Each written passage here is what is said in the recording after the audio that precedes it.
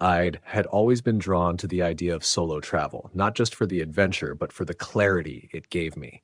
Being alone in unfamiliar places stripped away all distractions, forced me to confront myself and my surroundings. So when I finally decided to take a week off and hike the old Appalachian Trail near an abandoned logging town in the mountains, I felt a mix of excitement and nervous anticipation. The trailhead was isolated, just a narrow dirt path weaving between towering pines and thick underbrush. My phone barely got a signal here. I had a small backpack, a tent, and enough supplies to last me 5 days. The logging town, once a thriving community decades ago, had been deserted for at least 30 years.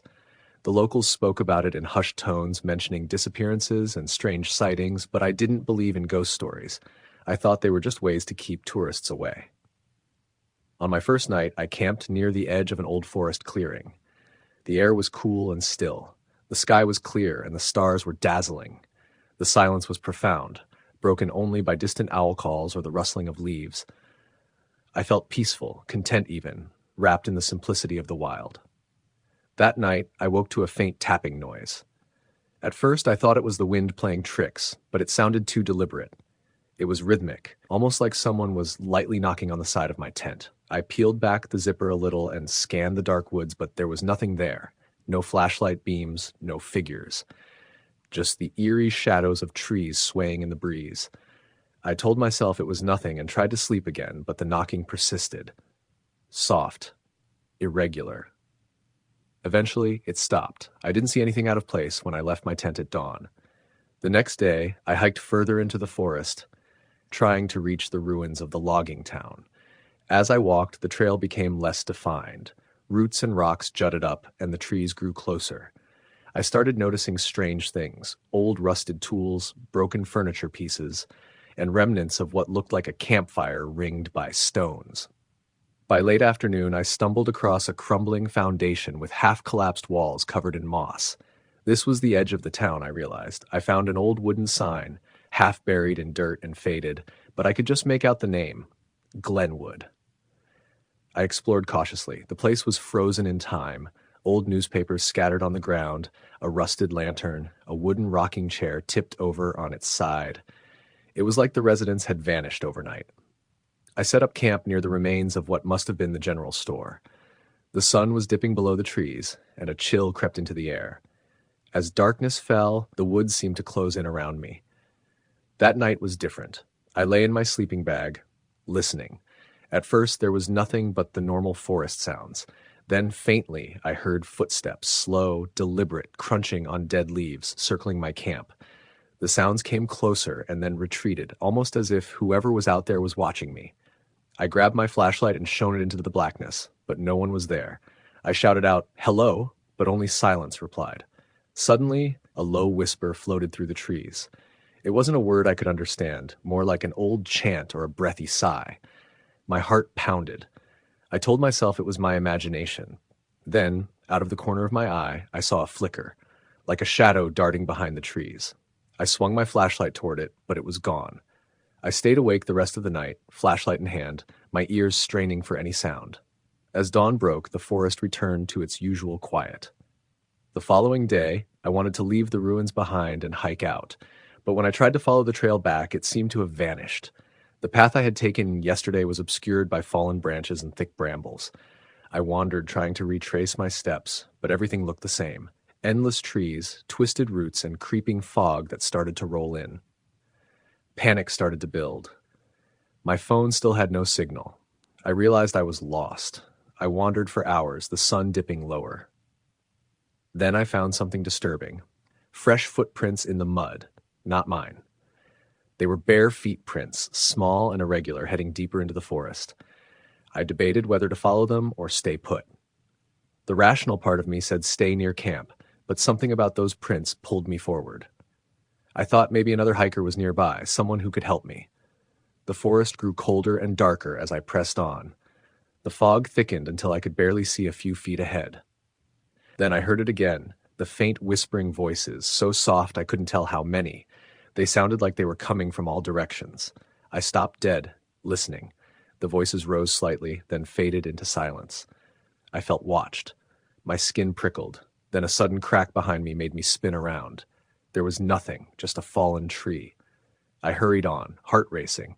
Eventually, I came upon a narrow clearing. At its center was an old well, covered with rotting boards and vines. It looked ancient. Suddenly, I felt an overwhelming coldness, like the air around me had turned icy. My breath fogged. The whispering voices returned, louder and more urgent, circling the well. I stepped back, trembling. Then the boards covering the well creaked as if something underneath was moving. A cold, wet hand shot out, grabbing the edge. I stumbled backward, falling hard onto the damp ground. When I looked again, the hand was gone. I scrambled up and ran, the voices chasing me through the trees. I ran until I collapsed near a fallen log, gasping. I had no idea which way was out anymore. The sun was almost gone. Night was settling in. Just then a faint glow appeared ahead through the trees. Hope surged through me. I staggered toward it. The glow grew brighter. It was a lantern hanging from a crooked post near a small cabin. An old ranger station, I guessed. I shouted, "Hello? Is anyone there?" The door creaked open slowly. A figure stood silhouetted in the doorway. A man in old-fashioned clothes, pale and gaunt. His eyes glinted in the lantern light. "Lost, are you?" he said softly. I nodded, relief flooding me. "Come inside," he said. I followed him inside. The cabin was cold and sparse but warm compared to the forest. He handed me a cup of tea, which I gratefully drank. We talked for a while. He said his name was Samuel and that he had been a ranger here decades ago. He spoke of the town's tragic past, how people had disappeared mysteriously, how the forest seemed to trap souls, how the land was cursed. I was skeptical, but there was something about his eyes, haunted and hollow, that made me uneasy. I asked, "Can you help me find my way out?" He nodded. "In the morning. But tonight, you should rest." I fell asleep in a corner of the cabin. When I woke, Samuel was gone. I looked around. No signs of anyone having been there except the fading scent of wood smoke. I stepped outside, but the clearing was gone. The trees had grown back thickly, swallowing the cabin like it had never existed. Panic returned. I wandered aimlessly, but soon the trail reappeared, the same trail I had lost. I followed it, running through the darkening forest. As I neared the trailhead, I heard a whisper again, soft and urgent. "Don't leave." I didn't look back. When I finally reached my car hours later, dawn was breaking. I locked the doors, heart still pounding. I looked back once at the forest. The silence was absolute. No footprints, no signs of the cabin or Samuel. I drove away without looking back again. Weeks later, I told a local about my experience. He looked at me gravely and said, "You met Samuel. He's been here for decades, guarding the lost souls. Some say he's not quite alive anymore." I never went back. And sometimes, when I'm alone at night, I still hear the tapping on my tent, the whispering voices, and that faint, cold hand reaching out from the darkness. Story the end. I set off on a solo trip to a remote area in the mountains, somewhere I had heard about from a friend who recommended the hiking trails for their solitude and natural beauty. I needed the break, a chance to clear my head, get away from the constant noise of the city and the endless demands of work and people. I packed light, a tent, sleeping bag, some food, water, and a basic first aid kit. I made sure my phone was charged, but I knew coverage would be spotty once I got deeper into the wilderness. The drive itself was uneventful, winding through stretches of thick forest with the occasional glimpse of deer or birds. I reached the trailhead by early afternoon and started hiking in, the sun already dipping lower. The air smelled fresh and cool. For the first few hours, everything felt peaceful, just me and the sound of my boots crunching on the dry leaves and twigs. As I climbed higher, the trees grew taller and denser, their thick branches blocking out most of the fading sunlight. I found a small clearing near a rocky outcrop that overlooked a valley below, and decided this would be my campsite for the night. I set up my tent, built a small fire, and cooked some canned chili. The wind picked up, rustling the treetops and causing the shadows to dance in the firelight. I told myself to enjoy it, the isolation, the quiet, before settling into my sleeping bag and staring up at the darkening sky. The first night was strange, but not scary. Somewhere distant, I heard the low howl of a coyote, but nothing unusual otherwise. My phone flickered with a weak signal, and I sent a quick text to my sister just to let her know I was okay. I felt a little unnerved by how dark and silent it was once the fire died, but I figured that was normal out here.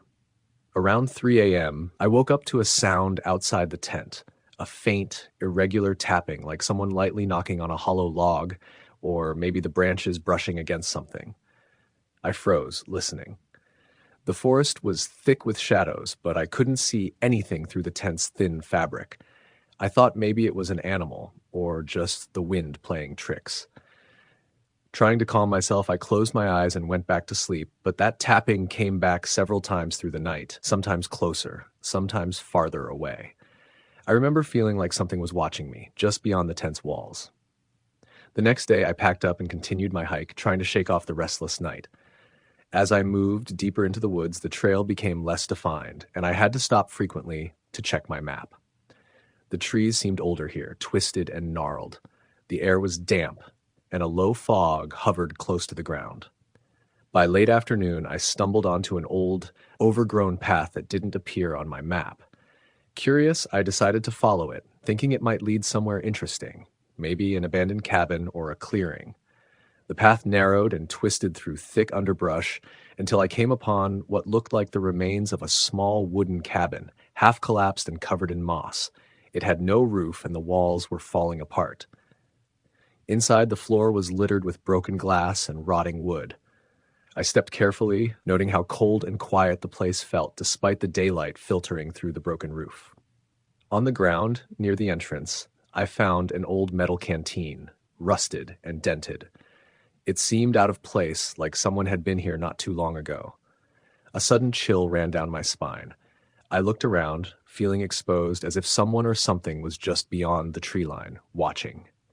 I didn't stay long, just snapped a couple of photos on my phone and moved on, eager to get back to a more familiar path. That night, I camped near a small creek. The forest felt alive with sound, frogs croaking, insects buzzing. I told myself I was imagining things from the night before, but just as I was about to drift off, I heard footsteps, soft, deliberate, crunching on the dry leaves outside my tent. I held my breath, the footsteps stopping right beside the tent. Then, faintly, I heard a voice.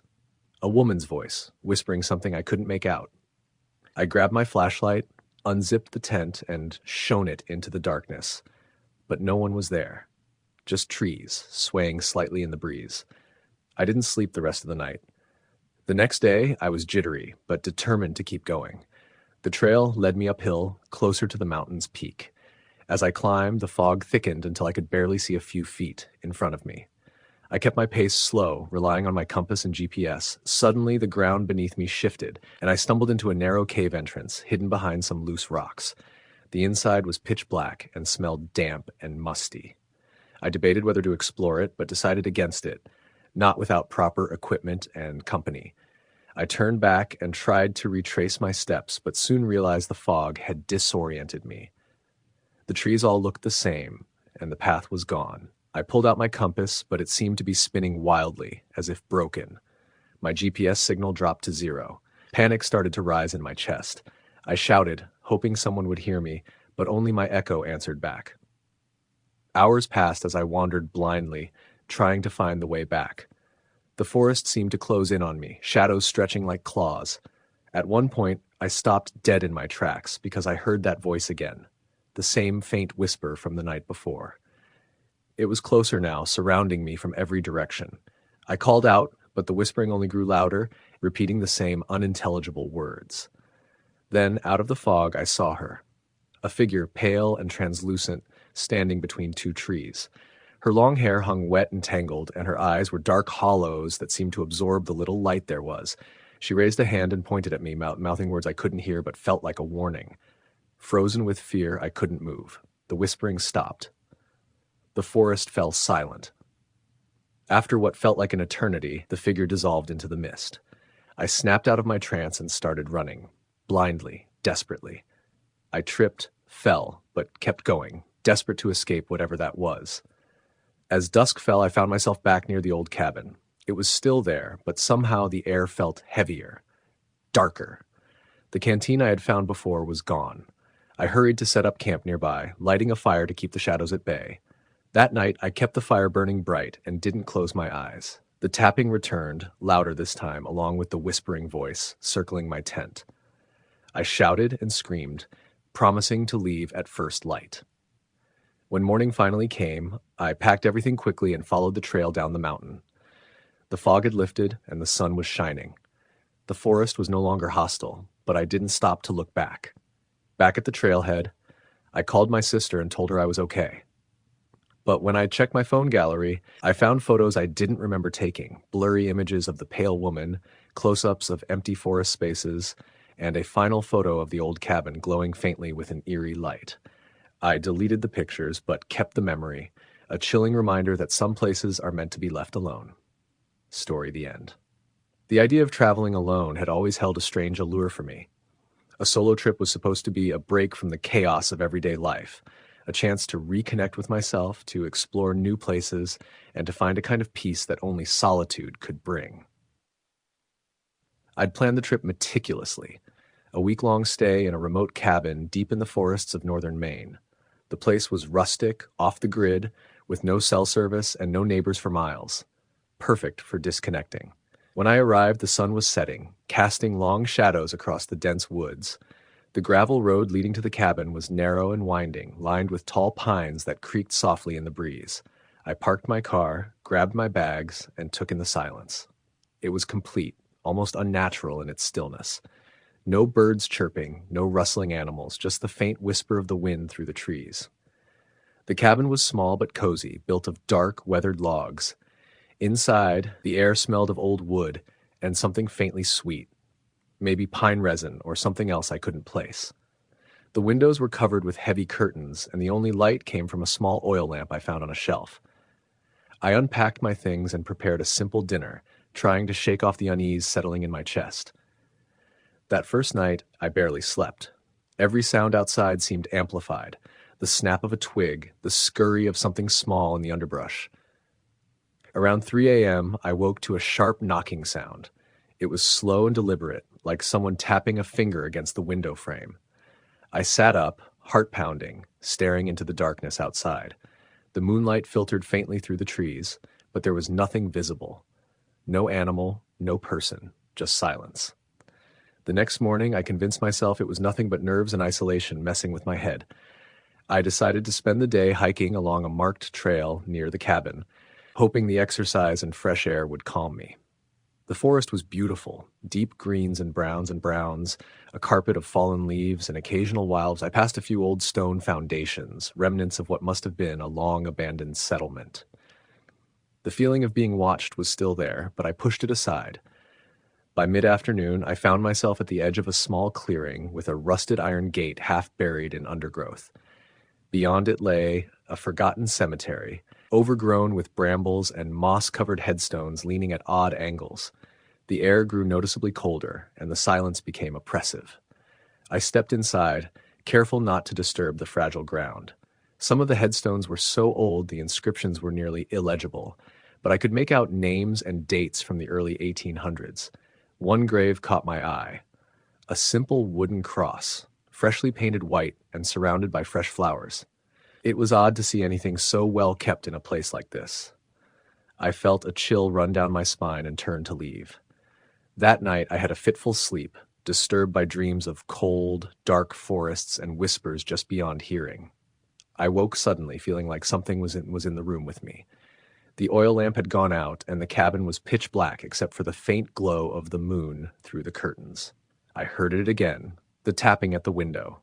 This time, it was more urgent, almost frantic. I pulled the curtains back quickly. There was nothing there, except for a pale handprint smeared on the glass. I stared at it, frozen. The handprint was too large to be my own, and the shape was elongated, almost unnatural. I wiped it with my sleeve, but it wouldn't budge. My heart was pounding as I scrambled to relight the lamp. The warmth of the flame didn't chase away the cold feeling creeping over me. The following day, I tried to rationalize what I'd seen. Maybe someone had come by and left the mark as a prank. But who would travel all this way, just to mess with a lone traveler in the middle of nowhere? The phone still had no signal, so I couldn't call for help or check in. As evening fell, I decided to make one last trip to that old cemetery, hoping to find some answers or at least distract myself. The path was darker now, shadows stretching long and deep.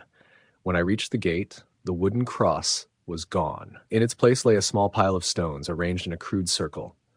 Suddenly, I heard footsteps behind me. I spun around, but no one was there. The forest seemed to hold its breath. I took a step forward, then another, but the footsteps followed, soft, uneven, coming closer but never revealing their source. Panic rose in my throat.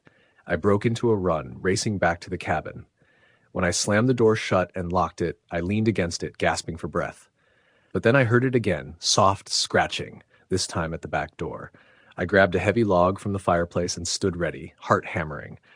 The scratching stopped, silence fell. Then a voice, barely more than a whisper, came from the darkness outside. "Why are you here?" I didn't answer. The next few days blurred into a nightmare. Each night, the tapping would start again, sometimes followed by the whispering voice, asking questions I couldn't understand but felt like they pierced my soul. Objects in the cabin shifted positions overnight, a chair here, a book there. I found muddy footprints on the floor even though I never left the doors open. On the last night before I was to leave, the knocking changed to pounding, urgent and angry. The voice was louder, clearer. "Leave, now, before it's too late." The temperature dropped so low I could see my breath. The windows frosted over and the oil lamp flickered wildly. I packed my things with shaking hands and decided to drive out immediately, even though it was dark and the gravel road was dangerous. As I started the engine, headlights from a vehicle appeared behind me on the road. A silhouette stood just beyond the tree line, a figure dressed in tattered clothes, face obscured by shadow. It raised a hand, pointing toward the forest. I didn't look back. I drove without stopping until I reached a town several miles away. When I called a local ranger station, I asked about the cabin and the old cemetery. They told me a story I won't forget. Years ago, a family had lived there, parents and a young daughter. The daughter had gone missing in the woods and was never found. The parents had left soon after, unable to stay near the place where their child vanished. Locals believed the girl's spirit still wandered the forest, restless and lost. I never went back. But sometimes when I'm alone at night, I swear I hear tapping at my window, soft, deliberate, and full of sorrow. Story the end. I set out on this solo trip mostly to get away from everything. The city had become suffocating, with noise and stress piling up over the years. I figured a week alone in the mountains would clear my head. I chose a remote cabin near a small, barely marked trail deep in the woods, about a 3-hour drive from the nearest town. The place was nothing fancy, just a modest old cabin with a wood stove, some basic furniture, and no internet or phone signal, perfect for disconnecting. The first 2 days were peaceful in the way I wanted. I hiked, read, cooked simple meals on the stove, and slept to the sound of rain tapping on the roof. The woods were thick with pine and spruce, and the air smelled like earth and moss. At night, I kept a small fire going in the stove and listened to the wind outside, feeling more relaxed than I had in months. On the third night, the weather turned cold and gray. I noticed a strange feeling as I lay in bed, a kind of prickling unease crawling under my skin. The cabin felt smaller, somehow heavier. I chalked it up to the gloomy weather and tried to sleep. Around 2 a.m., I woke up suddenly.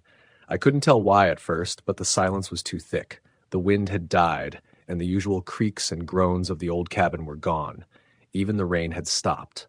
I lay still, straining to listen, and then I heard it, faint scratching noises coming from the far corner of the cabin, near the back wall. I sat up and stared toward the sound. The scratching stopped abruptly. I flicked on my flashlight and shone it across the room. Nothing. No sign of animals or anything. I even checked the door and windows, all firmly shut. I tried to shake it off and return to bed, but my mind kept running.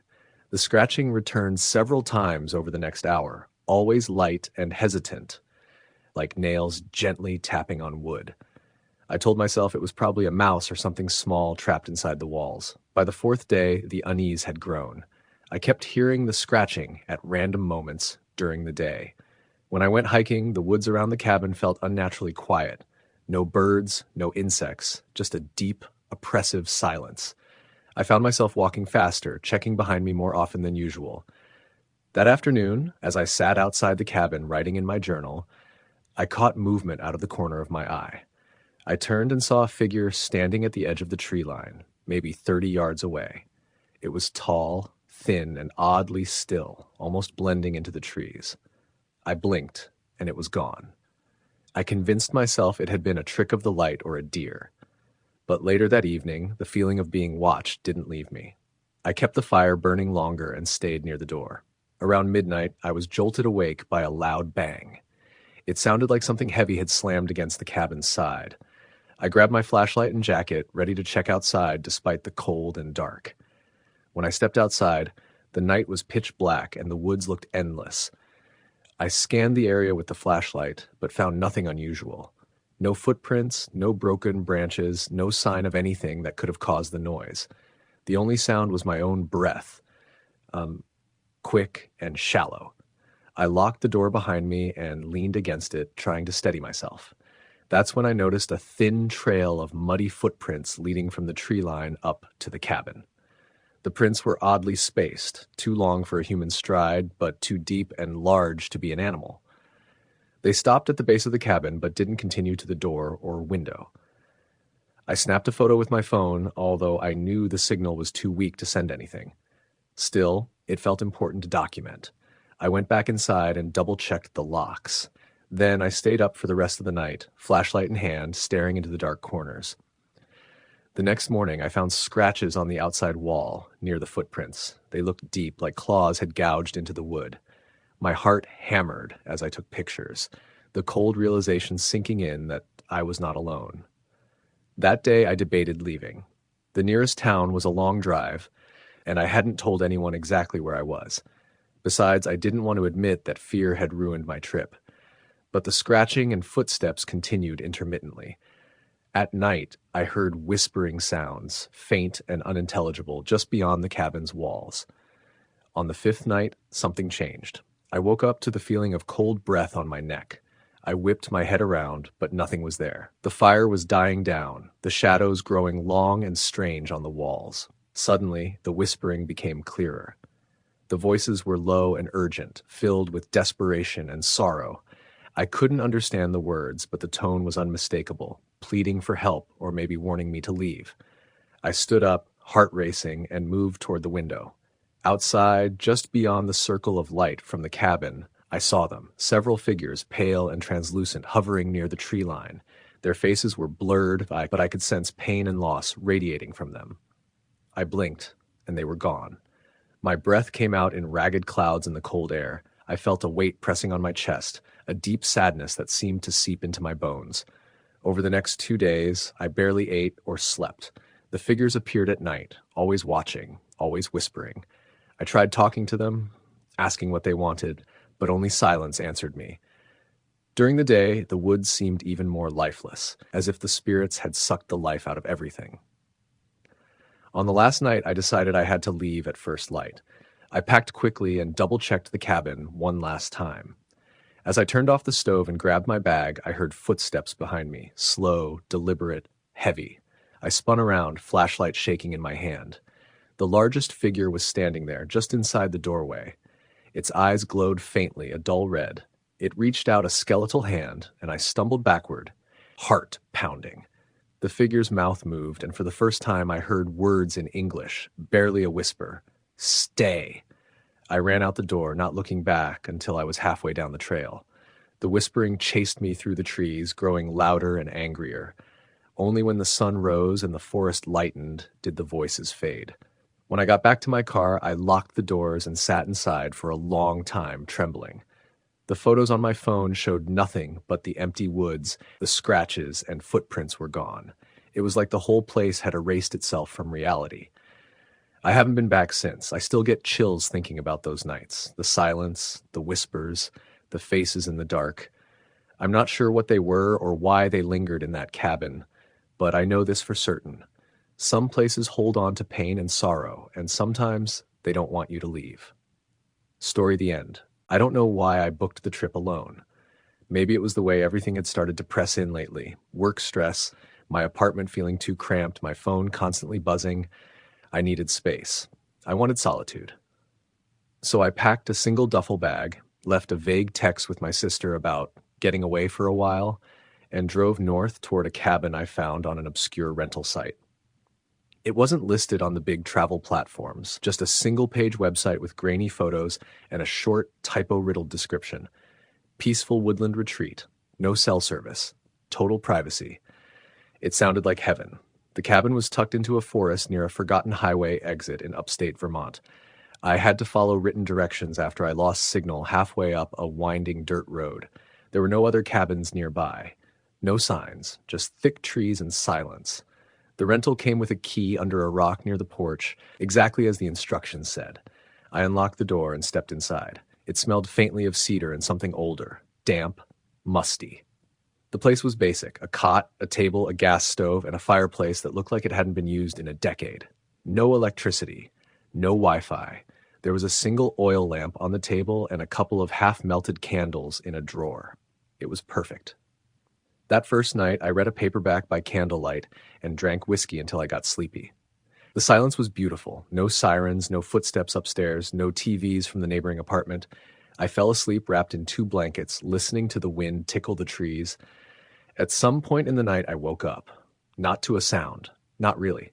It was the absence of sound that pulled me out of sleep. A sudden, absolute stillness. No wind, no creaking, not even the rustle of leaves. Then I heard something. A scrape. It came from outside. Just once. Like something heavy being dragged across the porch. I sat up in bed, heart picking up speed. I reminded myself it was probably an animal, a raccoon or something. But I didn't look out the window. I just stayed there in bed, trying not to breathe too loudly. Eventually, I must have drifted off again. The next morning, I checked the porch. Nothing looked out of place, though I thought I saw a faint line on the wooden boards, like something had scraped across them, but maybe it had always been there. I shrugged it off. The next night, I built a fire, made some beans on the stove, and watched the flames for hours. I started to enjoy the stillness again. I told myself the scrape was probably a branch falling or an animal. My mind had just filled in the blanks because I was out of my element. But that night, I woke up again. This time, it was closer. I heard the same scraping sound, but it was definitely inside. It moved slowly, like someone dragging something across the wooden floor in the main room. It paused, then moved again. I held my breath. My heart was pounding so hard it hurt. I didn't have a phone. I didn't have a weapon. I reached for the small flashlight by my bed and clicked it on, the beam catching dust particles in the air. Silence. I forced myself out of bed, tiptoed toward the main room, every step creaking under my weight. The scraping had stopped. When I looked into the main room, it was empty. Nothing had moved. The front door was locked. I didn't sleep again that night. I sat in the chair by the fireplace, flashlight in hand, and waited for morning. When the sun rose, I checked every inch of the cabin. I looked under the table, behind the stove, even under the cot. There was nothing, no sign of anything or anyone, but I felt watched. It was like the air had shifted, like the silence wasn't peaceful anymore. It was waiting. That day, I hiked down the trail behind the cabin to try to find cell service. I climbed a ridge and held my phone up, turning in circles like an idiot. Still nothing. Just trees and that ever-present silence. On the way back, I saw something that made me stop. There were boot prints in the mud, fresh ones. They didn't belong to me. They were deeper, wider, and led toward the cabin, not away. I followed them with my eyes, then turned around and bolted up the trail. When I reached the cabin, I threw open the door, but nothing was different. Still, I was rattled enough that I shoved a chair under the doorknob and wedged a knife from the kitchen drawer under my pillow. I drank more that night. Too much. I hoped to pass out, but sleep didn't come easy. I kept hearing things, taps on the windows, soft creaks, and once a slow whispering sound that seemed to come from the walls. But every time I shone the flashlight, there was nothing. At around 3 a.m., the flashlight flickered and died. The batteries were fresh. I switched it off, then on. Nothing. I lit a candle and sat in the main room, staring at the door. I didn't know what I was expecting. Then something moved. It was outside the window, just a shadow, just a glimpse. But it moved across the porch like it had form, like a person. I leapt up, heart in my throat, and rushed to the window. Nothing. The candle flickered behind me. My breath fogged the glass. Then, from somewhere behind me, I heard breathing. I turned. Nothing. But the breathing didn't stop. It was low, raspy, like someone with fluid in their lungs. It was coming from the corner of the room, completely dark. I backed toward the cot, gripping the knife under my pillow. I whispered, "Who's there?" The breathing stopped. That silence fell again, the same awful, unnatural stillness. Then, very faintly, I heard a voice whisper, "You're not alone." I screamed and ran from the cabin barefoot into the woods. I didn't stop running for what felt like forever. When I finally collapsed on the forest floor, I was freezing and shaking and completely lost. I stayed in that spot until dawn. When the light came, I slowly made my way back to the cabin. The door was wide open. Inside, the table had been moved, the cot was flipped, the drawer was pulled out, but nothing was missing. Just touched. Handled. I packed my things with shaking hands and left. I drove until I found signal, then pulled into a gas station and begged the attendant to let me use their phone. I called my sister. I didn't tell her everything, just that I needed to come home. Later that week, I tried to look up the cabin again. The website was gone. No listings, no contact number. The entire place had vanished from the internet. I asked around in a few forums. A user from Vermont messaged me privately. They said the place sounded like a property that used to belong to a man who vanished in the 1970s. Locals said he'd gone crazy after his wife died, lived in that cabin for years until someone found it empty one winter. Furniture overturned, door wide open, no trace of him. I don't know what I saw. I don't know what breathed in that room. But I wasn't alone, and I never will be again. Some nights, when it's quiet, I still hear it. A soft scrape across the floor. A breath in the corner. A whisper. You're not alone. Story the end. It was late October when I decided to take the solo trip I had been planning for months. I'm a freelance photographer, so I often try to blend work with exploration. The solitude helps me focus, especially when I'm capturing landscapes. I'd always been drawn to places with a raw, isolated beauty, and the Oregon coast had plenty of those. But this time, I didn't want to stay in a hotel. I wanted to disconnect completely. So I booked a small off-grid cabin nestled deep within the forest, about an hour from the nearest town. It was listed by a guy named Victor on a niche travel site that catered to minimalist, digital detox travelers. No Wi-Fi, no power, just propane lamps, a fireplace, and a water pump. Victor's directions were unusually detailed. GPS will lead you astray, he wrote. Follow the gravel road past mile marker 12. Look for a wooden sign with a pine tree carved into it. That's the turnoff. That was the only indication that the cabin even existed. No address, just coordinates and instructions that sounded more like a riddle than directions. I left Portland early, the sky overcast and low, a constant drizzle blurring the windshield. The highway gave way to narrower roads, which eventually became a single lane of gravel twisting through dense forest. Moss-covered trees arched over the path, forming a green tunnel that felt almost like being underwater. My car's tires crunched over the stones as I drove slowly, looking for that carved pine tree. When I finally found it, the turnoff looked barely navigable, just two muddy ruts leading downhill into thicker woods.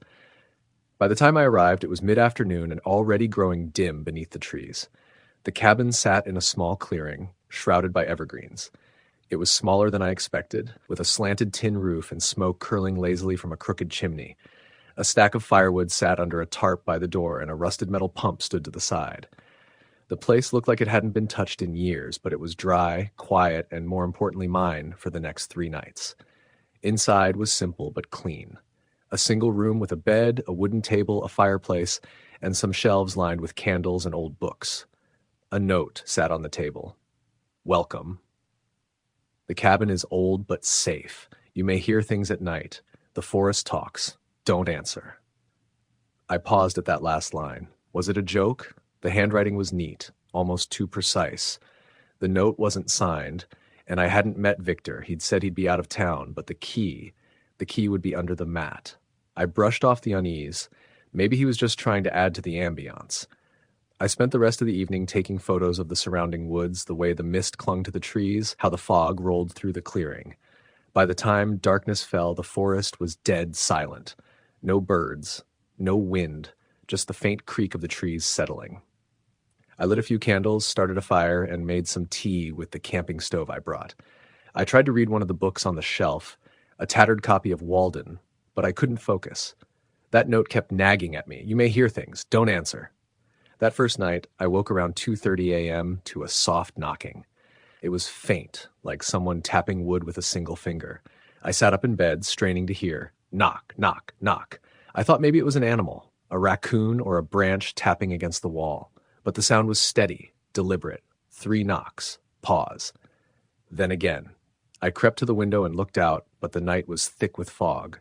The trees swayed slightly, their outlines barely visible. I waited, breath held, heart thudding. Nothing moved. I couldn't see anyone. No tracks in the mud, no footsteps. I went back to bed, pulling the blanket up to my chin, but sleep didn't come easily. The next day, I explored deeper into the woods, trying to shake the tension. There was an eerie stillness to the place. The forest seemed muffled. No insects, no birdsong, just the wind brushing through the trees like whispers. I found a strange structure about half a mile from the cabin, what looked like the rotting remains of a small shack. The door hung from one hinge, and inside was just a single broken chair and a pile of old, torn clothing. That night, I set up my camera on a tripod outside, trying to get a long exposure shot of the trees with the mist. I left it running and returned to the cabin to warm up. Around midnight, I heard the knocking again. 3 knocks, then silence, then 3 more. This time, it wasn't coming from the door. It sounded like it was on the back wall of the cabin. I froze, every hair on my body standing up. There were no windows on that side of the cabin, just the wall where the bed was pressed against. I didn't move. I didn't breathe. The knocking continued for a few minutes, then stopped. When I finally summoned the courage to step outside, camera in hand, there was nothing there. No prints, no signs of anyone. But when I checked the camera footage later, the last frame showed something, barely visible, obscured by fog. A silhouette, tall, motionless, just standing in the trees. I tried to convince myself it was a trick of the light, a tree stump, or maybe even my own shadow. But the shape hadn't been there earlier, and it was facing the cabin. The next day I debated leaving, but something told me to stay. I couldn't explain it. Like the forest wouldn't let me go. My car wouldn't start that morning. The engine coughed and died with a sputter. I checked the battery, the fuel. Everything looked fine. But it wouldn't turn over. I had no cell service. I was stuck. That night, I barely slept. I kept the fire going, surrounded myself with lit candles. The knocking returned, but this time it was louder, closer, more aggressive, like something was slapping the walls. Then it stopped. For a moment, I thought it was over. Then I heard the voice. It was quiet, like someone whispering through the cracks in the wood. "Let me in." It was not a voice I recognized. It was neither male nor female. It was flat, hollow, like someone imitating human speech. "Please, let me in." I backed away from the wall, clutching the fire poker. The voice circled the cabin, always just beyond the walls. "You're alone. No one will know." I shouted, "Go away." But the voice only laughed, a dry, brittle sound that made my skin crawl. I didn't sleep at all that night. When the sun rose, I grabbed my gear and hiked toward the main road, hoping to flag down a car or find a signal. I walked for hours but never found the turnoff. It was like the road had vanished. Every direction I tried led me deeper into the forest. At one point I passed the same mossy boulder 3 times. I marked trees as I walked, only to see the marks again later. Impossibly. By dusk I gave up and returned to the cabin. The knocking started before dark this time. It was furious, pounding from all sides of the cabin. The windows shook. The walls groaned. I screamed for it to stop, but the voice came back. "We see you." I covered my ears. "Shut up! You shouldn't have come alone." I don't remember falling asleep. I must have passed out from exhaustion. When I woke, it was morning. Everything was quiet again. The air felt heavy. I walked outside and found something on the porch. A photograph. It was a Polaroid, faded and warped from moisture, but it was clearly of me, standing at the edge of the woods, staring toward the cabin. Only, I hadn't taken it. I wasn't holding the camera, and I didn't remember standing there. In the photo, my eyes were completely black. I ran inside, packed everything I could, tried the car again. This time it started. I didn't question it. I drove until I hit pavement, then kept going until I reached a gas station with cell reception. I called a friend, said I was sick, made up some excuse. I didn't tell anyone what really happened. When I got home, I sent Victor a message asking if the cabin was still listed. He didn't respond. A few days later, I checked the site again. The listing was gone. When I searched the coordinates on Google Maps, it just showed a blank stretch of forest. No clearing, no cabin, nothing. I uploaded the pictures I had taken during the trip. All of them were fine, except one, the last frame on the camera roll. It was a photo of the cabin at night, and standing at the window, staring out, was me. Only I was inside the cabin when that picture was taken. Story, the end. I had always been drawn to solitude, and traveling alone was my favorite way to escape the noise of everyday life. The peace, the quiet, the freedom to explore on my own terms, it all felt like a reset button for my mind. So when I decided to take a solo trip to a remote mountain cabin, it seemed like the perfect plan. The cabin was nestled deep in the woods of a national forest several hours from the nearest town. It was old but sturdy, built in the early 1900s by a family who had long since moved on. The owner rented it out to travelers seeking isolation, and that was exactly what I wanted. I arrived late afternoon, the sky overcast but clear enough to guide me through winding forest roads. As I pulled up to the cabin, I felt a chill run down my spine, not from the cold, but from a sudden, unexplainable unease. I shrugged it off. Maybe it was just the loneliness settling in. The cabin smelled of wood and earth, with faint traces of old smoke from a fireplace. It had basic amenities, a small kitchen, a wood stove, a single bedroom, and a loft. The windows looked out onto towering pines that seemed to stretch endlessly into the sky. After unpacking, I made a fire in the stove and settled down with a book. The silence was profound, interrupted only by the occasional creak of the old house or the distant call of a bird. I felt peaceful but restless. Part of me wanted to explore the surrounding forest before dark. I grabbed my flashlight and stepped outside. The air was cool and smelled of pine needles and damp earth. The forest around the cabin was dense, the trees ancient and tall, their branches intertwining like a natural cathedral ceiling. I followed a narrow path that wound away from the cabin, deeper into the woods. After about half an hour, the sun was almost gone, and I decided to head back. The flashlight beam bobbed ahead of me, cutting through the growing darkness. Suddenly, I caught a glimpse of movement out of the corner of my eye, a figure standing between two trees. I stopped, heart pounding. I called out, "Hello?" No answer. The figure didn't move. I shined my light directly at it, but there was nothing there. Just shadows. Unease settled heavier in my chest. I hurried back to the cabin, locking the door behind me as soon as I was inside. I told myself it was just a trick of the light, my imagination running wild in the isolation. That night, I had trouble sleeping. Every creak and groan of the cabin felt amplified in the dark. I kept hearing what sounded like footsteps outside, pacing back and forth along the porch. I tried to convince myself it was the wind or an animal, but the rhythm felt too deliberate. In the early hours, I woke to a faint tapping sound on the window. I froze, staring at the dark pane. When I finally mustered the courage to look, there was nothing outside. The next morning, I went for a longer hike, hoping fresh air and daylight would clear my mind. I followed a trail leading up a ridge, the trees thinning out to reveal a panoramic view of the valley below. The sun was bright, the forest alive with birdsong. For a moment, I felt almost normal again. On my way back, I noticed something strange near the base of a large oak tree. A small pile of stones, carefully balanced. It looked like a makeshift cairn, odd but not unusual in these parts, where hikers often mark trails with stone stacks. I moved the stones aside and noticed a shallow hole beneath them. Curiosity got the better of me, and I dug a little with my hands.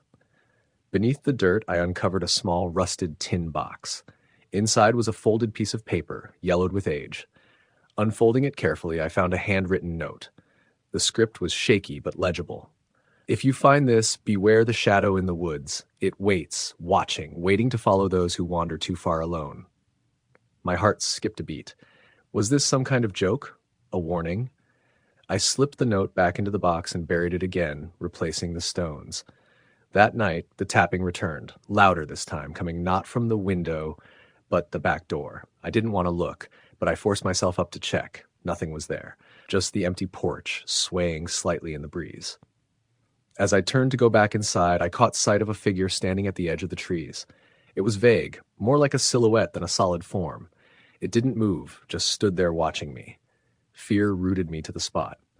I blinked, and when I looked again, it was gone. I stayed awake for hours after that, sitting by the fire with the door locked tight. I kept hearing soft whispers outside, impossible to make out, but definitely there. On the third day, I decided I had to leave. This place was unsettling in ways I couldn't explain, and the isolation had turned into something darker. Packing up, I told myself I was being irrational. There's always a logical explanation, I kept repeating. But even as I loaded my car, I felt like something was watching from the trees. Driving down the narrow road, I glanced in my rearview mirror and saw a figure standing at the edge of the forest. It was a woman, pale and thin, with long dark hair obscuring her face. She didn't move as I passed, just stood and stared. I sped up, heart pounding, not daring to look back again. Days later, back in town, I told a local about the woman I saw. She grew pale and whispered, "You mean the lady in the woods? They say she lost her family here long ago. People say she still waits for them, watching travelers to keep them company." I laughed nervously, but the story stayed with me. Weeks after the trip, I found myself dreaming about that cabin, the tapping at the door, the shadowy figure in the trees. Once, in a dream, I saw the woman again, standing silently, her eyes full of sorrow. I don't know if it was a ghost, my mind playing tricks, or something else entirely. But one thing is certain. The forest at that cabin holds more than just trees and silence. It holds a presence, one that watches, waits, and remembers. I haven't gone back, and I don't think I ever will. Story the end. It was supposed to be a reset. That's what I told myself anyway, as I packed my backpack and booked a one-way bus ticket out to Colorado. I'd been living in Denver for only 6 months when the walls of my apartment started to feel like they were closing in. My job wasn't going well. My relationship had just ended in one of those ugly, silent ways that leaves you wondering if anything had even been real, and the weight of the city started pressing down on me like concrete. So I decided to disappear for a while. I didn't have much of a plan. I picked a small town called Leadville, mostly because it was cheap, isolated, and surrounded by endless pine-covered mountains. I found a rundown old cabin on a listing site, one of those places that someone had inherited but never used, just collecting dust in the middle of nowhere.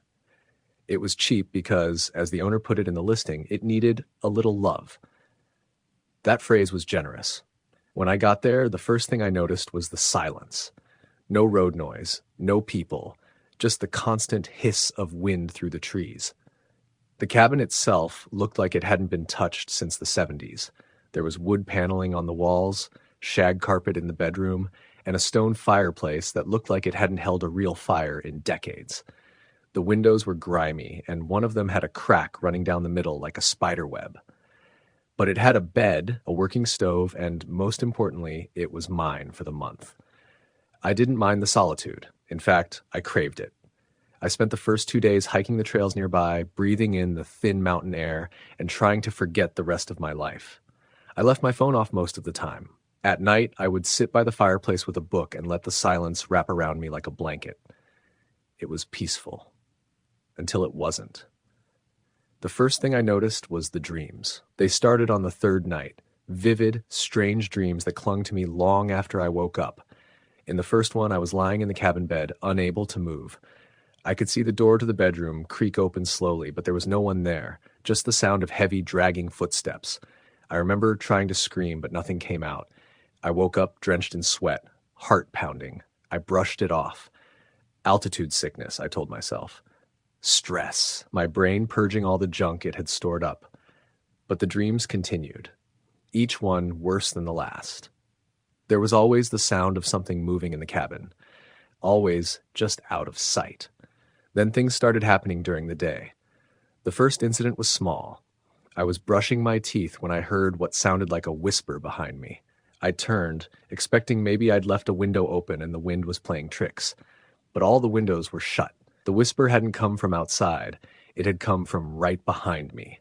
I stood there, staring into the mirror, waiting for the noise to repeat. Nothing. But I couldn't shake the feeling that something was watching me. From that moment on, it felt like I was never alone. Over the next few days, things escalated. Objects moved. I'd leave a book on the coffee table and find it on the kitchen counter. I started marking where I left things, just to prove to myself that I wasn't losing it. One morning, I woke up to find the front door wide open. I'd locked it the night before, double-checked it, even. I tried calling the owner of the cabin, but there was no signal. Not even a single bar. I hiked up a ridge to try to get a signal and managed to get a few bars. I left a voicemail, trying to sound calm as I asked if there was any chance someone else had a key. I never got a call back. The night everything turned, it started snowing. Heavy, wet flakes that blanketed everything in white. The silence that came with it was suffocating. That evening, I lit a fire, made some tea, and tried to read. But the atmosphere in the cabin had changed. It felt heavier somehow, like the air was thicker.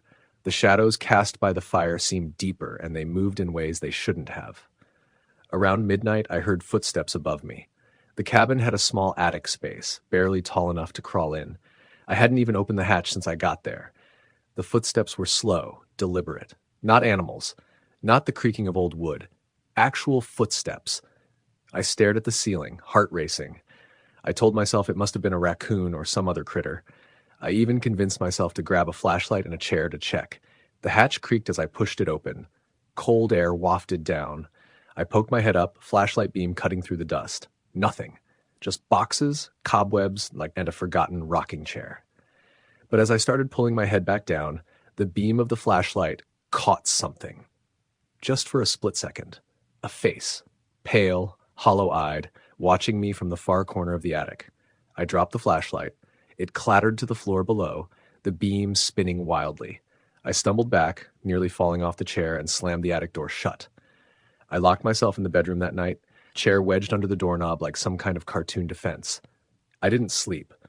Every creak, every gust of wind made my heart leap. I kept seeing that face in my mind, too pale, too still, too wrong. The next morning, I told myself I imagined it. Sleep deprivation. Stress. The flashlight caught a trick of the shadows. I didn't believe it, but I had to believe it or I'd lose my mind. I decided to leave. But when I opened the front door, I found the world gone. Not literally, but the snowstorm had gotten worse overnight. The entire trail down the mountain was buried. I couldn't drive. I couldn't even hike. I was trapped. That afternoon, I tried to keep my mind occupied, chopped some firewood, cleaned the cabin, anything to keep myself from spiraling. But as the sun set, the fear returned. I knew I wasn't alone. That night I heard the footsteps again, but not above me. Inside the cabin. I sat on the floor, back against the bedroom door, a fireplace poker clutched in my hand. The footsteps were slow, dragging. I heard them move from the living room to the kitchen, then down the hall. They stopped right outside the bedroom. There was no knock, no rattling of the knob, just silence. And then a whisper. It was so faint I wasn't sure I heard it. A single word, stay, stay. I stayed frozen for hours. When I finally passed out from exhaustion, the sun was rising. The next day, the snow let up. I didn't care how deep it was. I was leaving. I packed everything I could carry, left the rest, and started walking. The hike took most of the day, and I fell more than once. But I made it down to the road, flagged down a snowplow, and never looked back. When I got back to Denver, I called the owner again.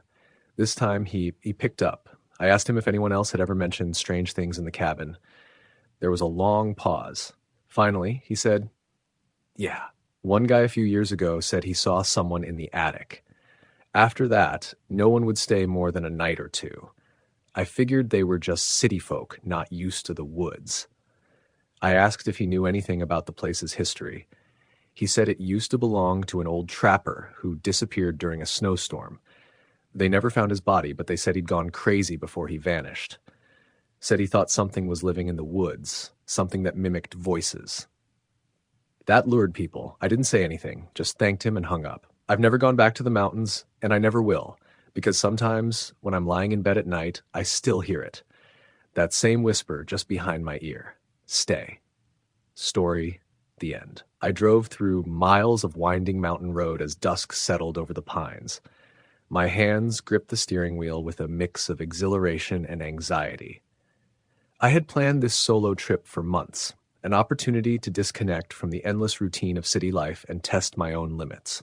The rental cabin, advertised as secluded but safe, sat on the edge of a dense forest, nearly 2 hours from the nearest town. The promotional photos showed large windows facing a placid lake and a wraparound porch. It seemed perfect. By the time I pulled into the gravel driveway, the sun's last light was gone. I had little cell service, but the cabin's exterior lights glowed warmly, offering welcome assurance. I switched off the engine and sat for a moment, listening to the trees whispering in the wind. My heart hammered, partly from exhaustion and partly from excitement. Inside, the cabin was rustic but comfortable. A stone fireplace, a kitchenette stocked with basic supplies, and a small bookshelf lined with dusty paperbacks. I dropped my bags, unpacked the bare essentials, and settled in. My plan was simple: hike the next morning, cook a few meals, read by the fire, then sleep. No plans, no interruptions. That night, sleep came fitfully. The unfamiliar creaks and groans of an isolated wooden structure made me hyper-aware. Every gust of wind rattled the eaves, making me wonder if the woods themselves were moving. I convinced myself it was just the old cabin settling. Eventually, exhaustion won out, and I drifted into uneasy dreams. The next day, I set out on a trail map I'd traced with colored pens. The path wound through dense undergrowth and over mossy rocks, offering occasional glimpses of the shimmering lake through the trees. The air smelled of damp earth and pine resin. I walked for hours, stopping to photograph mushrooms and strange fungi clinging to logs. By late afternoon, fatigue set in. I turned back, telling myself I'd rest, then maybe reach the cabin before dark. I never saw the sunset. Thick clouds rolled in, and a sudden downpour turned the trail slippery. My boots sank into mud, and I slipped twice, scraping my hands on rough bark. I reached the cabin soaked through. As I closed the door, I noticed muddy footprints trailing behind me.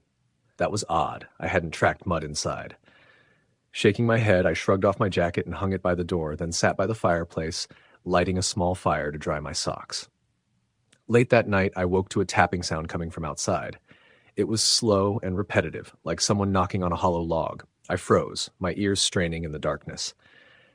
The cabin felt cavernous. Tap, tap, tap. The noise stopped. I waited, heart racing, but heard nothing else. I forced myself back to sleep. The next morning, I found that the fallen pine branch I'd noticed on the porch the night before had moved. It lay at a different angle, closer to the door. It would have taken some effort to shift it, and the mud on my boots was the only soil I had carried in. Irrationally, I wondered if someone had been watching me. I checked my phone, still no signal. I reassured myself that I was alone. There hadn't been another car in the drive, and the nearest neighbor lived miles away. Determined not to let unease ruin the trip, I cooked oatmeal and coffee, then read for an hour before heading out to explore the ridge trail. The woods were eerily quiet. Birds rarely called, and even insects seemed subdued by the overcast sky. Halfway along the ridge, I glimpsed a figure ahead, tall, frail, and draped in tattered gray cloth, standing motionless beside a tree. I stopped dead. My mind raced. A hiker in distress? A hunter? But as I raised a hand to wave, the figure vanished. No rustle of leaves, no crunch of footsteps, just empty trees. I blinked, rubbed my eyes. The figure had been there, unmistakably. I hurried back to the cabin, adrenaline pumping. When I reached the door, I saw footprints in the mud again. Bare footprints, oddly shaped, narrow, and elongated. Mine were heavy hiking boots. Whoever had walked here hadn't left boot imprints. I stared at them, then stepped back inside. My hands shook so badly I spilled my coffee. All afternoon, I watched the woods from the window. The rain returned, drumming on the roof. Through the misted glass, I thought I saw movement. A pale face staring back at me, eyes dark hollows. I blinked. Nothing. My mind played tricks. A branch, a rock, a deer, anything but what I feared. That night, I slept with the light on. At 2 a.m., the tapping returned, louder and more insistent. I sat up, heart slamming against my ribs. Tap, tap, tap. It sounded like someone rapping on the inside of the wall. Then it moved to the door. I pressed my ear against the wood. Soft scratching, like nails dragging. I retreated to the corner of the room, pulling the blanket over my head. After what felt like an eternity, the noises stopped. I stayed curled there, too terrified to move until dawn's gray light seeped through the curtains. My phone buzzed. I had 1 bar of service and a text from my sister. "Hey, check in. You okay?" My fingers trembled as I typed back. "Fine. Cabin. No signal. We'll call tonight." I hesitated, then deleted it. I couldn't admit fear. I forced myself outside for fresh air. The porch was littered with odd items: a rusted metal tin, half buried in the mud, a bent old-fashioned key, a scrap of fabric, frayed and stained. None of these were mine. I collected them and examined them on the porch railing. The tin, when pried open, contained a handful of brittle, yellowed photographs, faces I didn't recognize, all staring directly at the camera with blank expressions. The key was small and delicate, like one that might open an heirloom jewelry box. The fabric was coarse wool in muted stripes. My stomach churned. I packed the items into my backpack and retreated back inside. I needed to make sense of it. If there was a local legend, ghost sightings, or missing persons, I'd find it online. But the moment I opened the browser, the cabin's lights flickered and died. Darkness pressed in. My flashlight lay in the car. I groped for my phone, still one bar, and tried to load a search. The screen glowed dimly. The page refused to refresh. My battery drained rapidly. I decided to explore the cabin further. Behind a loose panel near the fireplace, I discovered a small hidden compartment. Inside lay a leather-bound journal, pages brittle with age. I opened it carefully, scanning the cramped, looping handwriting. The first entry read, April 3rd. She came to me last night, tapping at the wall. I tried to ignore it. She waits. My blood chilled. Subsequent entries spoke of a woman who had stayed alone in the cabin years earlier, suffering from grief after a tragic drowning. She claimed to see shadows in the woods, hear frantic scratching under the floorboards, and sometimes wake to the floor coated in murky water, though no rain had fallen. Her final, shattered entry, they say I drowned. They say I should be free, but I cannot leave until I bring another. I dropped the journal as though it burned my hands. The tapping began again, inside the very wall beside me. I vaulted over a chair and sprinted outside, breathing hard. Rain began to fall, cold droplets stinging my skin. I considered running into the woods, but halfway across the porch I froze. At the far end of the railing, the scrap of fabric quivered as though caught in an unseen breeze. Beneath it, the woods beyond the pool of porch light were darker than ever. I leapt back inside, slamming the door. My chest heaved. I latched the old bolt, but it felt flimsy. I backed away. The cabin seemed alive with sound, groaning wood, soft scuttling beneath the floor, and then a low, keening moan. It rose, a heart-wrenching cry of sorrow. I covered my ears, but the sound vibrated the air. It was coming from everywhere and nowhere. Without thinking, I flung open the door and ran down the steps into the mud. I pelted toward my car, my soaked boots slipping. Halfway there, I glanced back. At the open doorway, a woman stood framed in the porch light. Her hair was long and dark, dripping wet. Her dress clung to her like seaweed. Her skin was pale, almost translucent, and her eyes were deep hollows of grief. She raised a hand and glanced down at something she held, a photograph from the tin, now etched with soggy watermarks. She looked up, and her mouth opened in a silent scream. I screamed too, darting the final dozen feet to the car. I fumbled with the locks, my fingers numb. The key dropped, and I cursed as I kicked it aside. I swore under my breath, then lunged for the car door handle. It resisted, then gave way. I threw myself inside, heart hammering. The woman's face appeared at the driver's window, pressing her lips against the cold glass. Her breath fogged the pain. I screamed and slammed the door shut, locking it. My headlights cut through the downpour, illuminating empty woods. I pressed the starter. The engine grumbled, then roared to life. Tires spun on wet gravel as I gunned the accelerator. The cabin receded in my rearview mirror, its windows dark. I didn't stop to gather my things, only drove. Rain pelted the windshield as I found the main road and turned east. I didn't look back until I reached the highway. Beyond the trees, a dim flicker, like a lantern, watched me go. I cursed and slammed my hand against the dashboard, adrenaline still coursing. My shirt clung to my skin, my boots filled with mud. I didn't know where I was heading. I just wanted to put miles between me and that cabin. At the next town, 6 hours later, I finally stopped at a 24-hour diner. I sat at the counter, trembling as I sipped black coffee. The waitress, a woman in her 50s, eyed me with polite concern. "Rough night?" she asked. I studied my reflection in the chrome coffee pot. My eyes were bloodshot, my hair plastered to my head. I nodded. "Got caught in the storm." She nodded sympathetically. "You been out that way before?" She nodded toward the mountains. I shrugged. "Never seen it before in my life." She gave me one more look, then bit her lip. "There's an old folk tale about a woman who drowned in the lake up there. Folks say if you come near her old cabin at night, she'll try to bring you back to the water." She turned away, busying herself with a cup of coffee, but I caught her mutter under her breath. Poor thing, she just wants company. I left a tip and stumbled out into the pre-dawn chill, the rain gone but my skin still clammy. I called my sister when I found a patch of signal. My voice broke as I told her I was heading home. She insisted I stay the night, but I refused. I, uh, I needed to be in my own bed, away from ghosts and shadows. Driving home, my mind replayed everything. The photos, the key, the journal, her face pressed against the window. Even now, the memory made my chest tighten. I never returned to the cabin. I notified the rental agency that the place was uninhabitable. Ghostly activity, I said. They seemed skeptical, but arranged my refund. Weeks later, I couldn't shake the feeling she followed me. Sometimes I'd wake at night, convinced I heard tapping at my walls. I'd sit up, heart racing, and see nothing but darkness. I'd lie back down, telling myself it was just my imagination. But once, in the heavy quiet before dawn, I saw a scrap of gray fabric flutter past the corner of my eye, as though drifting from an unseen door. I stared into the emptiness, breath caught until the shape dissolved. I blinked, rubbed my eyes, and fell back to sleep. I never retrieved the photographs or the key. I kept the journal locked in a drawer. I haven't opened it since. Part of me fears that to revisit her words is to invite her back into my life, to hear again the mournful keening echoing through the walls of that cabin. But sometimes, late at night, I reach for the journal anyway.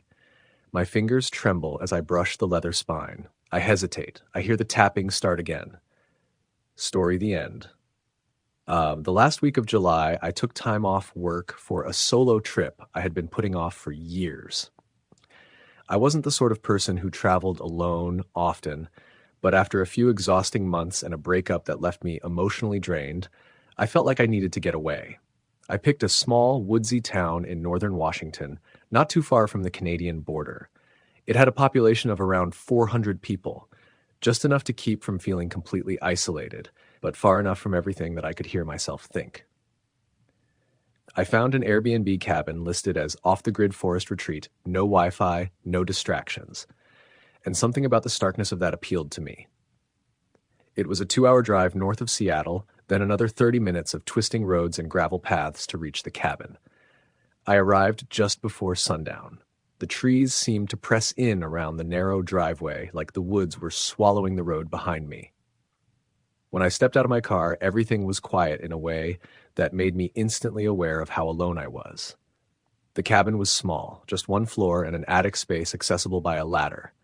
It had a rustic charm, wooden furniture, a stone fireplace, thick curtains, and a musty smell that reminded me of old books and pine. There was no TV, no internet, and cell reception cut out about 10 miles before I got there. That first night, I made myself some tea, sat on the porch, and listened to the crickets. The wind moved the trees gently, and it felt peaceful. But around midnight, I woke up to a sound I couldn't place. It wasn't an animal. I know what deer or raccoons sound like moving through underbrush. This was different. Shuffling, almost human footsteps on the gravel path outside the cabin. I froze in bed, trying to listen more carefully. My heart was beating so hard that it felt like it was in my ears. I thought maybe it was another traveler, someone who got lost, but the nearest neighbor was over 2 miles away. The footsteps stopped outside the window. My breath hitched. I turned slowly and looked toward the curtain. I couldn't see much through the thick fabric, but I could see a faint shadow beyond it. A figure. It just stood there. I stayed completely still, unsure of what to do. I hadn't brought a gun. I didn't even have pepper spray, just a walking stick and a dull kitchen knife. After maybe 10 minutes, I gathered enough courage to get up and walk toward the window. I peeked out. There was nothing there, just the trees, the dark porch, and the gravel path winding back toward the woods. I checked the door to make sure it was locked. It was, and I turned on all the lights. The rest of the night I spent curled up on the couch, every creak of the old wood making my nerves snap. The next morning, I tried to laugh it off. Maybe it was a dream. Maybe I was overtired. I forced myself to go on a hike that day, following a trail the Airbnb host had marked on a laminated map. The forest was dense and quiet, and I only saw one other person the whole day, an older man sitting on a fallen log, smoking. He didn't say anything to me when I passed, just stared. I nodded at him, polite but wary. He didn't nod back. That night, I brought a kitchen chair into the bedroom and propped it under the doorknob. It made me feel slightly safer, though I knew it wouldn't stop anyone determined. I fell asleep around midnight after staring at the ceiling for hours. At 3:14 a.m., I woke up again. I know the exact time because I looked at my watch the moment I opened my eyes. This time, there were no footsteps, just silence, until I heard the door creak. Not the front door, the bedroom door, the one I had locked and wedged shut with the chair. The sound was unmistakable, slow creaking, the groan of wood under stress. I sat up in bed and stared at the door. The chair was still under the knob, it hadn't moved, but the door opened anyway. Only a crack, no more than a couple of inches. I couldn't move, my body froze, locked in place by pure animal fear. I stared at that narrow gap, unable to see anything beyond it, but darkness. Then the whispering started. It sounded like someone right outside the door was whispering my name. Eli. Eli. Soft, hoarse, like someone who hadn't used their voice in years. I didn't recognize it. It wasn't male or female exactly. It was more like a rasp, like leaves scraping against glass. I grabbed my flashlight from the nightstand and shined it toward the door. Nothing. No one. I stood up, walked slowly to the door, and pushed it shut, wedging the chair even tighter under the knob. I didn't sleep the rest of the night. The next morning, I packed my things. I planned to leave that day. I didn't care if I had only stayed 2 nights. I couldn't take another one. But when I opened the front door, I found something on the porch. A dead bird. A crow, I think. Its wings were stretched out like it had been laid there carefully, almost ceremonially. Its eyes were gone. Not pecked out, just gone, as if they had never been there at all. The feathers around the sockets were smooth, unbroken. There were symbols carved into the wood around the porch post, ones that hadn't been there when I arrived. Circles and lines that made no sense to me, but they looked purposeful, deliberate. I locked the door behind me and practically ran to the car. When I got in and tried to start it, the engine wouldn't turn over. I tried again and again. The dashboard was dead, like the battery had just drained overnight. I popped the hood. Nothing looked off. But I didn't know enough about cars to say for sure. I walked the 2 miles to the nearest neighbor's place, sweating and tense the entire way. I knocked on the door, but no one answered. There were wind chimes hanging outside, and they weren't moving even though the air had picked up. I waited for nearly an hour before giving up and heading back to the cabin. I figured I'd call for help using the landline inside. When I walked in, something was wrong. The air smelled wrong. Not just musty, but like something rotten, like damp soil mixed with meat. I checked the kitchen. Nothing in the trash. I checked the bedroom. Nothing there either. Then I heard the whisper again. Eli. From the attic, I stared up at the ceiling. There was a square hatch with a pull string, the kind that gave access to the crawl space above. I had never opened it since I arrived. I hadn't even considered going up there. But the whispering kept going, louder now. Almost pleading, I grabbed the flashlight and yanked the string. The hatch creaked open. Dust rained down. A wooden ladder extended slowly. I stood there for a full minute before I began to climb. The attic was mostly empty, just insulation, beams, and a few old storage boxes. I scanned the flashlight across the space and stopped when the beam hit a figure crouched in the far corner. It was a man. Or it had once been. His skin was paper pale, stretched too tightly across a sunken face. His eyes were missing, just hollow, black sockets, smooth like the bird. His mouth opened, and that same rasp whispered my name again. I dropped the flashlight. By the time I scrambled back down the ladder, I was crying, barely able to breathe. I slammed the hatch shut and ran outside. I didn't care about my things. I didn't care about the car. I started walking. I didn't stop until I reached the main road, hitchhiking until someone picked me up. A woman in a pickup who barely looked at me as she drove me to the nearest town. I didn't tell her what happened. I didn't say anything. I called a tow truck, got my car to a mechanic. They told me the battery was fine. In fact, everything was fine. The car started perfectly in their lot. I never went back to that cabin. A month later, I received an email from Airbnb apologizing for the inconvenience and informing me that the listing had been taken down. The owner had apparently passed away a year before I booked it, and the listing was never supposed to be live. They couldn't explain how it got relisted or who had given me the keys. I had checked in with a lockbox, one that, according to them, hadn't existed in over a year. I don't know who or what I stayed with out there. Sometimes I still hear that voice when I sleep. Ely, whispering through the cracks in the wall. Waiting. Story the end.